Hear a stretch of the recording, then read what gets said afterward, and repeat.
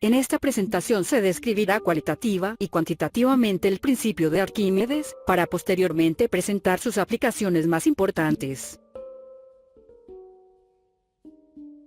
En el sur de Sicilia, Italia, existía una ciudad milenaria llamada Siracusa. Hace más de 2000 años vivió allí un hombre extraordinario, un físico, matemático, inventor e ingeniero militar llamado Arquímedes. Este sabio hizo muchos aportes al desarrollo de la ciencia, siendo uno de los más trascendentes el principio que lleva su nombre. Hierón, tirano de Siracusa, le entregó a su joyero oro para que le hiciese una corona. Cuando estuvo hecha, Hierón sospechó que el joyero hubiera reemplazado parte del oro por plata. El joyero señaló que la masa de la corona era igual a la masa de oro que le entregó. Ante ello, el tirano le pidió a Arquímedes que, sin destruir la corona, averiguase si tenía o no la cantidad de oro debida. Le puso como condición que si no resolvía el problema, le cortaría la cabeza. Arquímedes reflexionó a todas horas en torno a este problema, incluso cuando se bañaba. Un buen día, mientras se bañaba, tuvo el chispazo de genialidad que le salvó la vida. Loco de alegría, salió corriendo por las calles de Siracusa gritando «Eureka! ¡Eureka!», que significa «lo encontré». «Lo encontré» en griego. Al final de esta presentación se explicará la manera en que Arquímedes resolvió el dilema. El principio de Arquímedes surge de la relación entre dos fenómenos que el sabio descubrió y analizó: el empuje y el volumen del líquido desalojado. Considere una balanza en cuyo plato izquierdo se encuentra colgada una piedra. Se equilibra la balanza colocando las masas patrones necesarias en el plato derecho. Al sumergir la piedra en agua, el equilibrio se rompe y el plato con la piedra queda más arriba que el plato con las masas patrones. De este experimento, se concluye que todo cuerpo sumergido en un líquido recibe una fuerza aplicada por este, de abajo hacia arriba, llamada empuje. En el siguiente video se muestra la existencia del empuje. ¿Por qué los objetos parecen más ligeros cuando están sumergidos en agua? Usaremos este par de básculas de cocina para averiguarlo. La báscula de arriba muestra el peso de este cilindro de aluminio.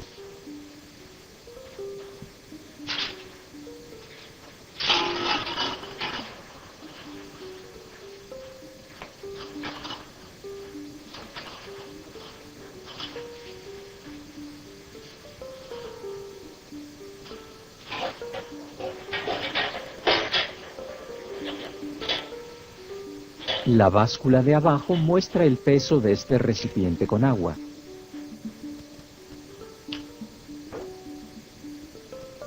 Si bajamos el cilindro hasta sumergirlo en el agua, ¿cómo cambiará la lectura en las básculas?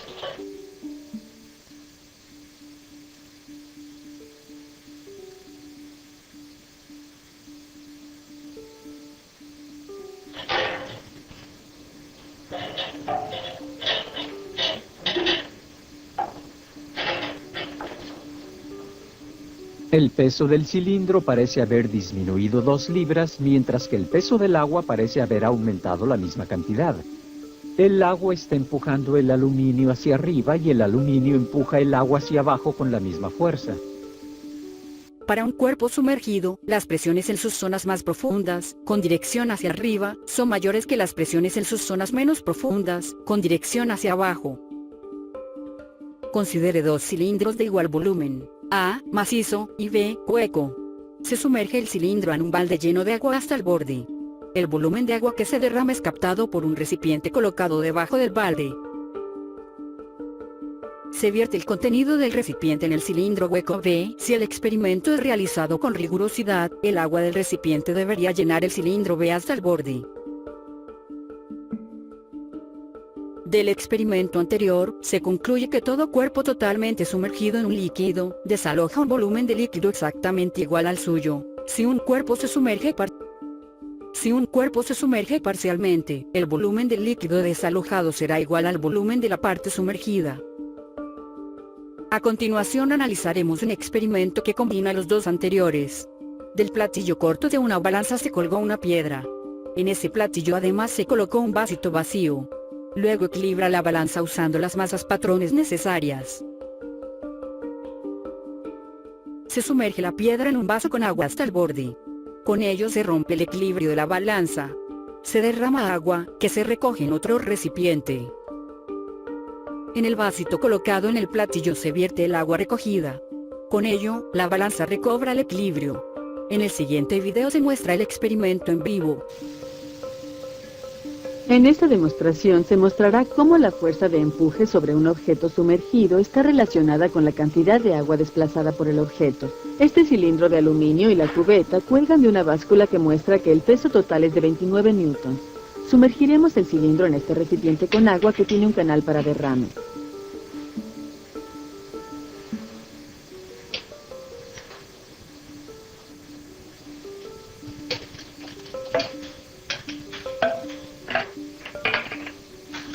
Cuando el cilindro está sumergido, la lectura en la báscula disminuye a 20 newtons.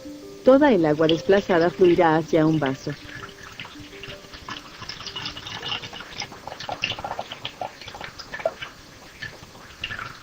Si vertimos el agua que fue desplazada por el cilindro en la pequeña cubeta que cuelga de la báscula, ¿cómo cambiará la lectura?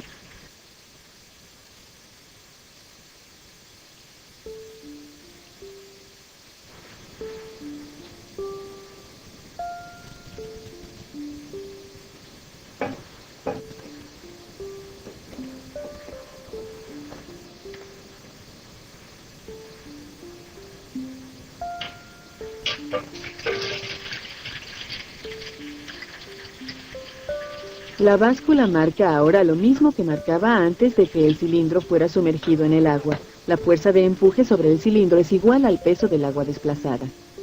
Este experimento ilustra el enunciado del principio de Arquímedes, que dice que todo cuerpo sumergido en un líquido recibe una fuerza de empuje, de abajo hacia arriba, de magnitud igual al peso del líquido desalojado. Considere un bloque cilíndrico de área basal y altura h, sumergido en un líquido de densidad ρ con su cara superior a una profundidad h' y su cara inferior a una profundidad h' igual a h' más h. El empuje del líquido está dado por la diferencia entre las fuerzas F' y F'. F' es la fuerza aplicada por la presión del líquido sobre la cara inferior y F' es la fuerza aplicada por la presión del líquido sobre la cara superior. Ambas se pueden expresar usando la ley fundamental de la hidrostática. Evaluando el empuje y haciendo las simplificaciones algebraicas necesarias, se llega a que es igual al producto de la densidad del líquido ρ por la aceleración de gravedad g, por el volumen del cuerpo b.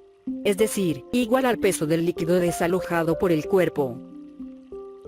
Tal como se aprecia en la figura, la magnitud del empuje es directamente proporcional al volumen sumergido de un cuerpo. Tal como se aprecia en la caricatura, una piedra sumergida en el agua tiene menos peso que si estuviera al aire libre. Cuando está sumergida, parte de su peso es compensado por el empuje.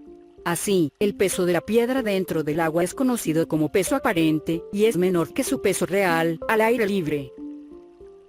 En la figura se muestra un cuerpo de peso real de 3 newtons, que al estar completamente sumergido en agua, tiene un peso aparente de 1 newton.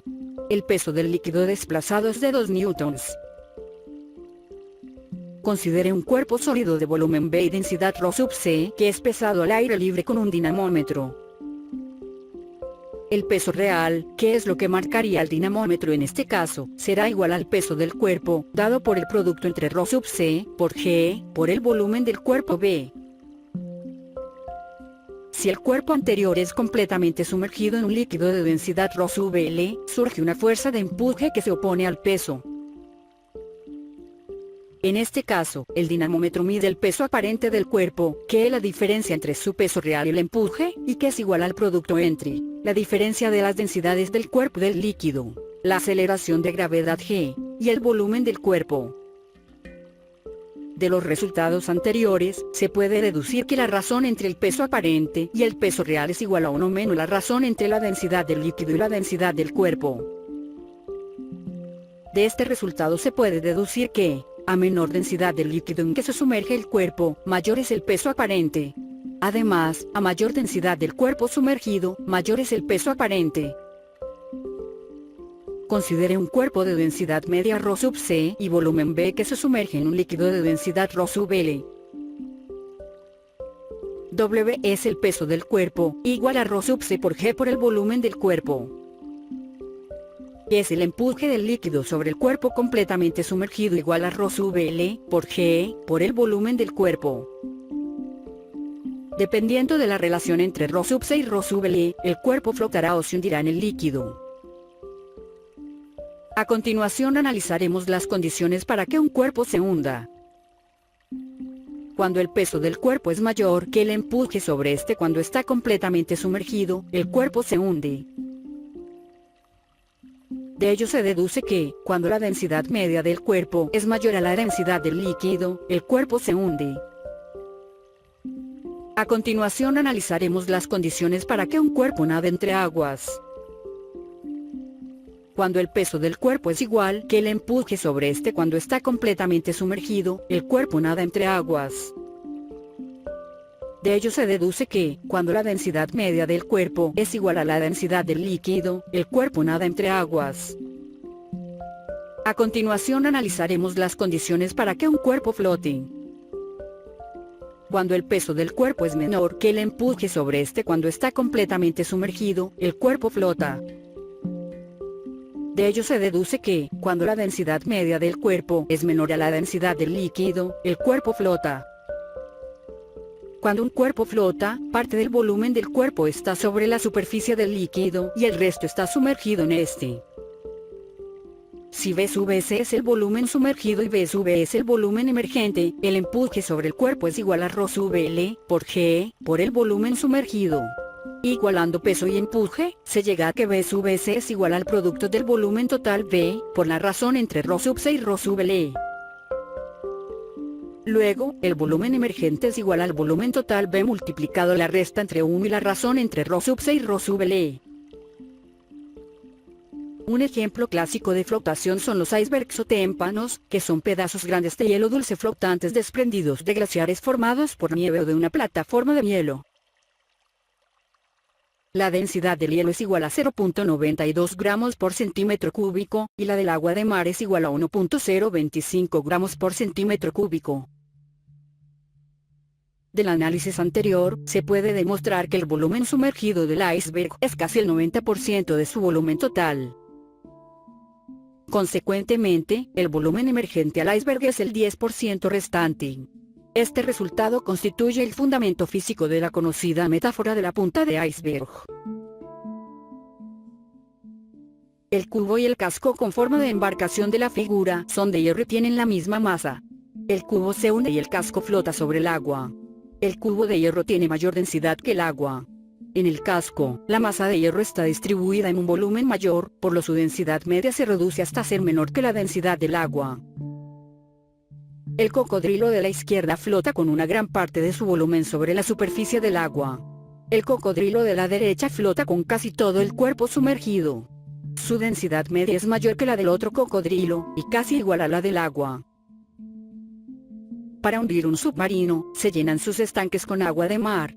Con ello, aumenta su densidad media hasta alcanzar la necesaria para nadar entre aguas. Para hacer emerger el submarino, se expulsa el agua de mar de los estanques para disminuir su densidad media. En los siguientes vídeos se muestran otras aplicaciones de la flotación.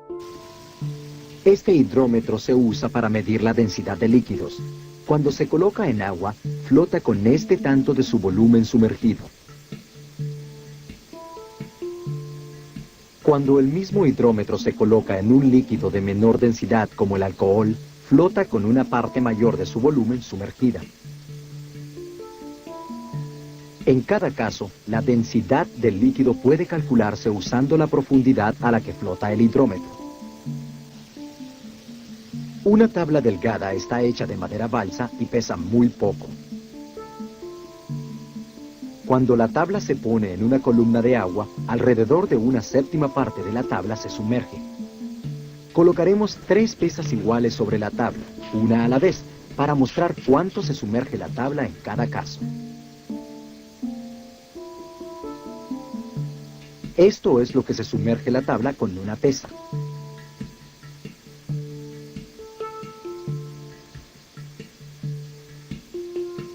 Esto es lo que se sumerge la tabla con 2 pesas.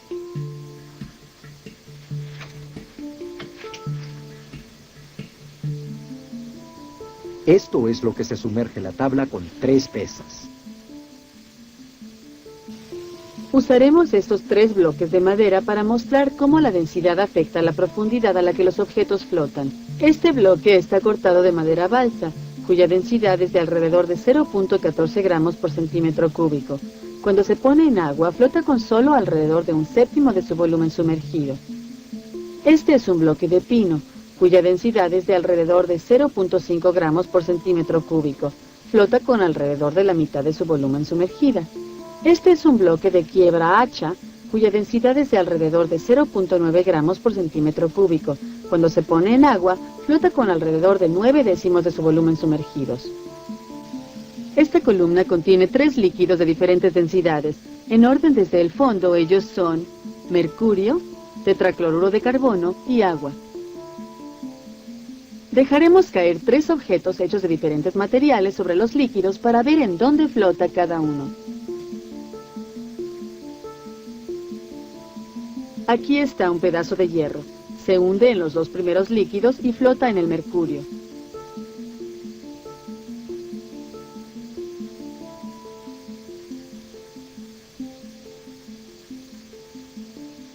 Aquí está un pedazo de baquelita.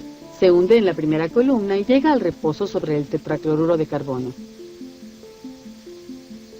Este pedazo de madera flota sobre el agua. Volviendo a Arquímedes, a continuación se explicará cómo el sabio de Siracusa resolvió el dilema de la corona. Primero, introdujo un cuerpo de oro puro, de masa igual a la de la corona, a un recipiente lleno de agua hasta el borde. Recogió el agua sobrante en un recipiente. Luego, introdujo un cuerpo de plata pura, de masa igual a la de la corona, al recipiente lleno de agua hasta el borde. Nuevamente recogió el agua sobrante en un recipiente. Finalmente, introdujo la corona al recipiente lleno de agua hasta el borde. Nuevamente recogió el agua sobrante en un recipiente. Como el oro es más denso que la plata, y las masas de los cuerpos son iguales, el volumen del cuerpo de oro puro es menor que el del cuerpo de plata pura. Luego, el cuerpo de oro puro desplaza menos volumen de agua que el de plata pura. Al sumergir la corona, se desplazó un volumen de agua mayor que el desplazado por el cuerpo de oro puro y menor que el desplazado por el cuerpo de plata pura. Esto demuestra que la corona fue fabricada con una aleación de oro y plata, y no solamente con oro. Si la masa de la corona es igual a la masa del oro que Herón le entregó al joyero, entonces necesariamente este no ocupó todo el oro en la corona, sino que parte de él lo reemplazó con plata.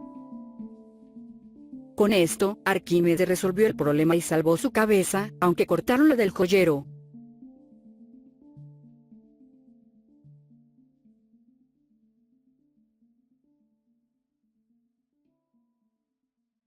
Muchas gracias por su atención.